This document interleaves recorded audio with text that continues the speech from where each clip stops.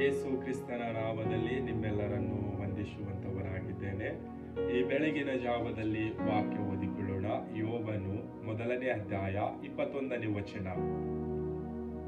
ಏನು ಇಲ್ಲದವನಾಗಿ ತಾಯಿಯ ಗರ್ಭದಿಂದ ಬಂದೆನು, ಏನು ಇಲ್ಲದವನಾಗಿ ಗತಿಸಿ ಹೋಗುವನು. ಯೆಹೋವನೇ ಕೊಟ್ಟನು, ಯೆಹೋವನೇ ತೆಗೆದುಕೊಂಡನು, ಯೆಹೋವನ ನಾಮಕ್ಕೆ ಸ್ತೋತ್ರವಾಗಲಿ ಎಂದು ಹೇಳಿದನು. ಕರ್ತನಲ್ಲಿ ಪ್ರೀತಿಯುಳ್ಳ ದೇವಜನರೇ, ನಾವು ಈ ಒಂದು ದಿನದಲ್ಲಿ ವಾಕ್ಯ ನೋಡಿರುವ ಪ್ರಕಾರ ಯೋಬನ ಜೀವಿತದ ಬಗ್ಗೆ ಮತ್ತು ಯೋಬನು ಕಷ್ಟ ಕಾಲದಲ್ಲಿ ದೇವರಿಗೆ ಸ್ತೋತ್ರ ಸಲ್ಲಿಸುತ್ತಾನೆ ಮತ್ತು ಯೋಬನ ನಂಬಿಕೆ ಎಂತದಾಗಿದೆ ಎಂಬುದಾಗಿ ನಾವು ಈ ಒಂದು ಸಮಯದಲ್ಲಿ ವಾಕ್ಯದಲ್ಲಿ ಧ್ಯಾನ ಮಾಡಿ ತಿಳಿದುಕೊಳ್ಳೋಣ. ಯೋಬನ ಜೀವಿತವನ್ನು ನೋಡುವಾಗ ದೇವರು ಯೋಬನಿಗೆ ಹೇರಳವಾಗಿ ಆಶೀರ್ವಾದ ಮಾಡಿದನು.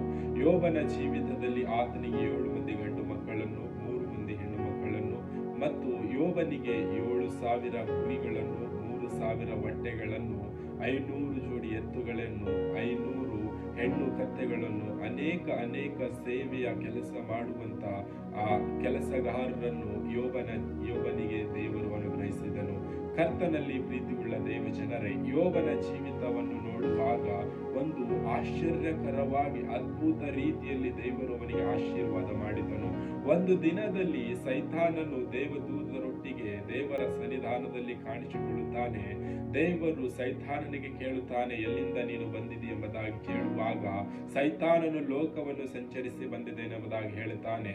ದೇವರು ಸೈತಾನನಿಗೆ ಹೇಳುತ್ತಾನೆ, ನನ್ನ ಭಕ್ತನನ್ನು ಯೋಬನನ್ನು ನೋಡಿದೆಯಾ ಎಂಬುದಾಗಿ. ಸೈತಾನನು ಹೇಳುತ್ತಾನೆ, ಯೋಬನನ್ನು ನೋಡಿದ್ದೇನೆ, ಆತನು ಭರವಸದಿಂದ ನಿನ್ನ ಮೇಲೆ ಭಕ್ತಿಯನ್ನು ಮತ್ತು ನಿನಗೆ ನಂಬಿಕೆ ಇಟ್ಟವನಾಗಿ ಜೀವಿಸ್ತಾ ಇದ್ದಾನೆ ಎಂಬುದಾಗಿ ಸೈತಾನನು ಹೇಳುತ್ತಾನೆ. ಸೈತಾನು ಮತ್ತೆ ಇನ್ನೊಂದು ಮಾತು ಹೇಳ್ತಾನೆ, ಆತನ ಭಕ್ತಿ, ಆತನ ಭರವಸ ಅವನ ಆಸ್ತಿ ಮೇಲೆ ಇದೆ. ನೀನು ಅವನಿಂದ ಅವೆಲ್ಲವನ್ನು ಕಿತ್ತುಕೊಂಡರೆ ಆತನು ನಿನಗೆ ದೂಷಿಸುತ್ತಾನೆ ಎಂಬುದಾಗಿ ಹೇಳುತ್ತಾನೆ. ಕರ್ತನಲ್ಲಿ ಪ್ರೀತಿಯುಳ್ಳ ದೇವಜನರೇ, ದೇವರು ಸೈತಾನನಿಗೆ ಅಪ್ಪಣೆ ಕೊಡುತ್ತಾನೆ, ಸೈತಾನನೇ ಹೋಗು, ಯೋಬನ ಆಸ್ತಿಯನ್ನು, ಅವನಲ್ಲಿರ್ತಕ್ಕಂಥ ಎಲ್ಲವನ್ನು ಕಿತ್ತುಕೋ, ಆದರೆ ಅವನ ಜೀವಕ್ಕೆ ನೀನು ಏನು ಹಾನಿ ಮಾಡಬೇಡ ಎಂಬುದಾಗಿ. ಕರ್ತನಲ್ಲಿ ಪ್ರೀತಿಯುಳ್ಳ ದೇವಜನರೇ, ಸೈತಾನನು ಯೋಬನ ಜೀವಿತದಲ್ಲಿರ್ತಕ್ಕಂಥದ್ದು ಎಲ್ಲವನ್ನು ಕಿತ್ತುಕೊಳ್ಳುತ್ತಾನೆ, ಆದರೂ ಯೋಬನಿಗೆ ಏನು ಹಾನಿ ಆಗುವುದಿಲ್ಲ. ಯೋಬನ ಜೀವಿತದಲ್ಲಿ ನೋಡುವಾಗ 7 ಮಂದಿ ಗಂಡು ಮಕ್ಕಳು, 3 ಮಂದಿ ಹೆಣ್ಣು ಮಕ್ಕಳು, 500 ಜೋಡಿ ಎತ್ತುಗಳು, 7,000 ಕುರಿಗಳು, 3,000 ಒಂಟೆಗಳು, 500 ಹೆಣ್ಣು ಕತ್ತೆಗಳು, ಇವೆಲ್ಲಗಳು ಕೂಡ ನಾಶವಾಗಿ ಹೋಗುವಂತದಾಗಿದೆ. ಇವೆಲ್ಲ ಹೋದಾಗಲೂ ಕೂಡ ಯೋಬನು ಒಂದೇ ಒಂದು ಕೆಲಸ ಮಾಡುತ್ತಾನೆ. ಆತನ ಮೇಲೆ ಇರತಕ್ಕಂಥ ಬಟ್ಟೆಗಳನ್ನು ಹರಿದುಕೊಂಡು ದೇವರಿಗೆ ಭೂಮಿಯ ಮೇಲೆ ಅಡ್ಡ ಬಿದ್ದು ನಮಸ್ಕರಿಸುತ್ತಾ, ನಾನು ತಾಯಿಗ ಗರ್ಭದಿಂದ ಬರುವಾಗ ಏನು ತೆಗೆದುಕೊಂಡು ಬರಲಿಲ್ಲ, ಈ ಲೋಕವನ್ನು ಬಿಟ್ಟು ಹೋಗುವಾಗ ಏನು ತೆಗೆದುಕೊಂಡು ಹೋಗುವುದಿಲ್ಲ.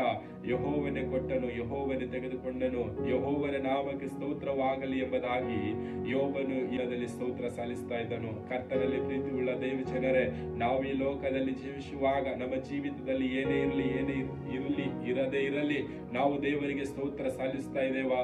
ದೇವರ ಮೇಲೆ ನಂಬಿಕೆ ಇಟ್ಟಿದ್ದೇವಾ? ನಮ್ಮನ್ನೇ ನಾವು ಪರೀಕ್ಷೆ ಮಾಡಿ ನೋಡಿಕೊಳ್ಳೋಣ. ಕರ್ತನು ಈ ವಾಕ್ಯ ನಮ್ಮೆಲ್ಲರ ಆತ್ಮೀಯ ಬಗ್ಗೆ ಆಶೀರ್ವದಿಸಲಿ. ಆಮೆನ್.